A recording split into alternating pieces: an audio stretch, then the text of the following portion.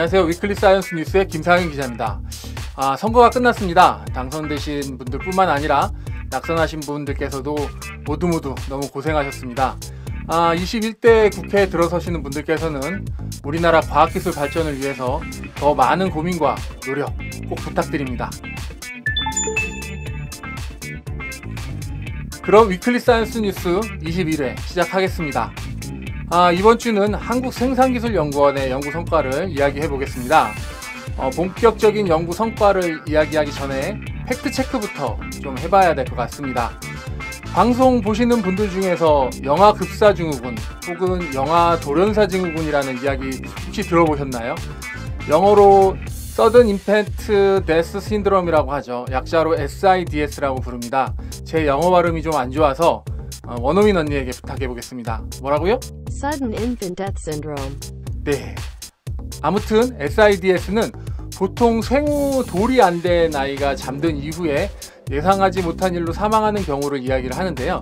대부분 생후 2개월에서 4개월 사이에 발생을 하고 있습니다. 미국은 매년 10월을 SIDS에 대한 인식 제고의 달로 정하고 예방을 위한 캠페인을 펼치기까지 하는 굉장히 심각한 질병인데요. 근데 SIDS는 SUID하고는 약간 다릅니다. SUID는 Sudden and Unexpected Infant Death의 약자로 갑작스러운 유아 사망입니다. 뭐라고요? Sudden and Unexpected Infant Death. 네, SUID는 영아가 갑자기 사망하는 모든 상황을 다 이야기를 하는 거고요. SIDS는 SUID 중에서 조사를 해봐도 사인을 도저히 알 수 없는 그런 상황을 이야기를 하는 겁니다.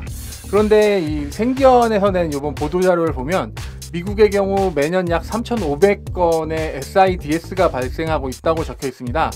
여기에 약간 오류가 있는 것 같은데요. CDC 홈페이지에서 확인해 보니까 미국에서 2017년 발생한 SUID 사고가 3,600건 정도로 나왔습니다. 그 중에서 SIDS는 약 1,400명으로 38% 정도로 확인이 됐는데요.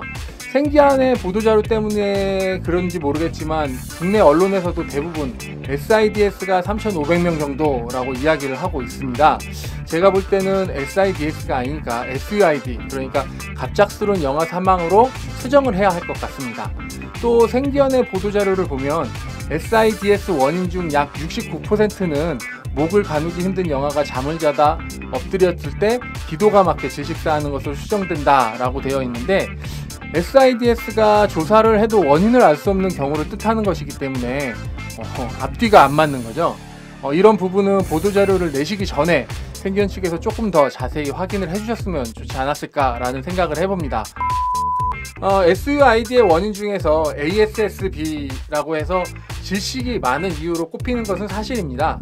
앞서 이야기한 2017년 미국 기준으로 ASSB는 전체 SUID 원인 중에서 무려 26%를 차지를 합니다. 우리나라의 언론에서 발표한 수치와 다소 다를 수 있으니까 CCD의 홈페이지에 가서 직접 확인하실 것을 추천을 드리겠습니다. 홈페이지는 아래 자막과 영상 정보에 링크를 또 걸어 놓겠습니다.